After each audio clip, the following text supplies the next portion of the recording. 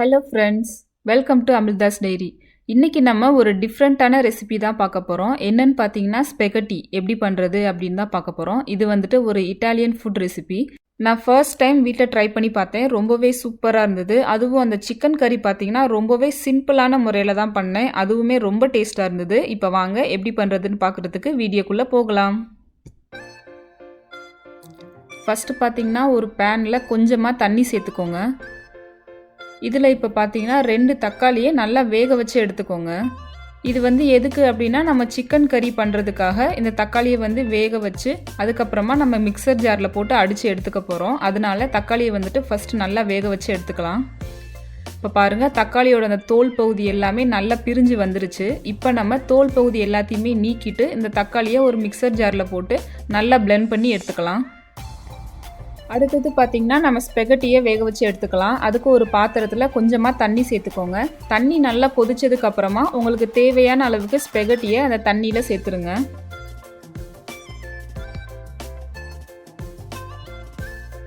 ஸ்பெகட்டியை நீங்கள் நல்லா இந்த மாதிரி ஸ்ப்ரெட் பண்ணி வைக்கிறதுனால அது வேகும்போது பார்த்தீங்கன்னா ஒன்றோட ஒன்று ஒட்டிக்காமல் இருக்கும். மொத்தமாக நீங்கள் தண்ணியில் போட்டு வேக வச்சிங்க அப்படின்னா அது ஒன்றோட ஒன்று ஒட்டிக்கும். அதனால் வேக வைக்கும் போது நீங்கள் இந்த மாதிரி வேக வைங்க.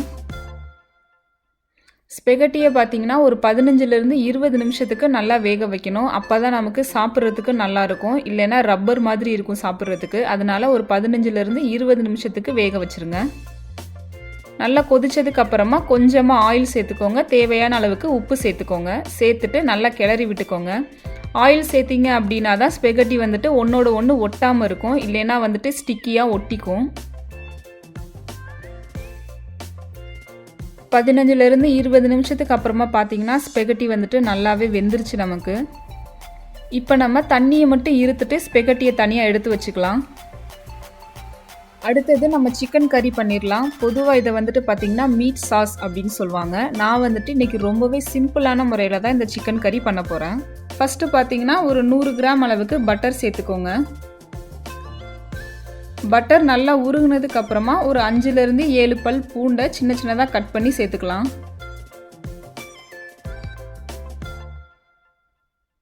சேர்த்ததுக்கு அப்புறமா நல்லா மிக்ஸ் பண்ணி விட்டுருங்க. பூண்டோட கலர் பார்த்தீங்கன்னா நல்லாவே சேஞ்ச் ஆயிருச்சு. அடுத்ததாக பார்த்தீங்கன்னா கொஞ்சமாக குடைமிளகாய், பெரிய வெங்காயத்தை சின்ன சின்னதாக கட் பண்ணி சேர்த்துக்கலாம். சேர்த்துட்டு நல்லா மிக்ஸ் பண்ணி விட்டுருங்க.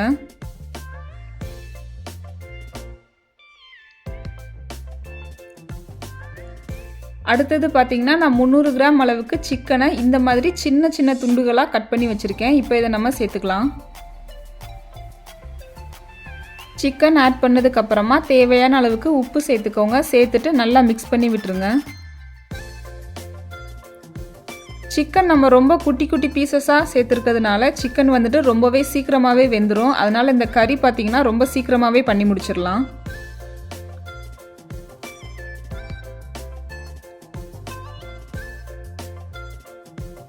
இப்போ உங்களுக்கு பார்த்தீங்கனாலே தெரியும், சிக்கனோட கலர் நல்லா சேஞ்ச் ஆயிடுச்சு. சிக்கன் நல்லா குக் ஆயிடுச்சு. நார்மலாக இந்த கறி பண்ணுறதுக்கு பார்த்தீங்கன்னா பீஃப் இல்லைன்னா போர்க் அதுதான் யூஸ் பண்ணி பண்ணுவாங்க. அதே மாதிரி இதில் ஃப்ரெஷ் க்ரீம், அதுக்கப்புறமா சீஸ் அது எல்லாமே ஆட் பண்ணி பண்ணுவாங்க. நான் இன்றைக்கி ரொம்பவே சிம்பிளான முறையில் பண்ணியிருக்கேன். இப்போ அடுத்தது பார்த்தீங்கன்னா நம்ம அரைச்சி வச்சுருக்க தக்காளியை அந்த சிக்கனில் சேர்த்துக்கலாம். சேர்த்துட்டு நல்லா மிக்ஸ் பண்ணிக்கோங்க. தேவையான அளவுக்கு தண்ணி சேர்த்துக்கோங்க. உங்களுக்கு சிக்கன் கறி எந்த அளவுக்கு தேவையோ அந்த அளவுக்கு தண்ணி சேர்த்துக்கோங்க. சேர்த்துட்டு 2 டேபிள் ஸ்பூன் அளவுக்கு டொமேட்டோ கெச்சப் சேர்த்துக்கோங்க.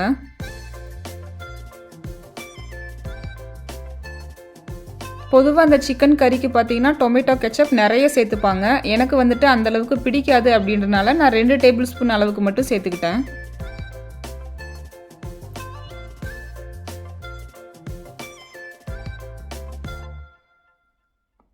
ஒரு 3லேருந்து 5 நிமிஷத்துக்கு நல்லா கொதிக்க வச்சுருங்க.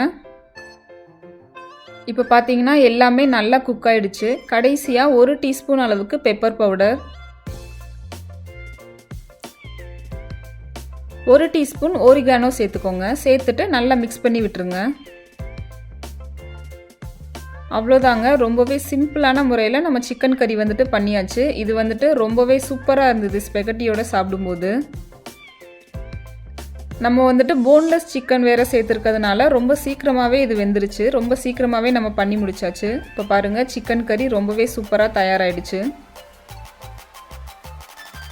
அவ்வளோதாங்க, நம்மளோட சூப்பரான ஸ்பெகட்டி வந்துட்டு தயாராகிடுச்சு. இது நம்ம ஊர்லேயுமே பார்த்தீங்கன்னா எல்லா சூப்பர் மார்க்கெட்லேயுமே இந்த ஸ்பெகட்டி வந்துட்டு கிடைக்கும். நீங்களும் கண்டிப்பாக உங்கள் வீட்டை ட்ரை பண்ணி பாருங்கள். எல்லாத்துக்குமே ரொம்ப பிடிக்கும். இந்த வீடியோ உங்களுக்கு பிடிச்சிருந்துச்சுன்னா லைக் பண்ணுங்கள், ஷேர் பண்ணுங்கள், கமெண்ட் பண்ணுங்கள்.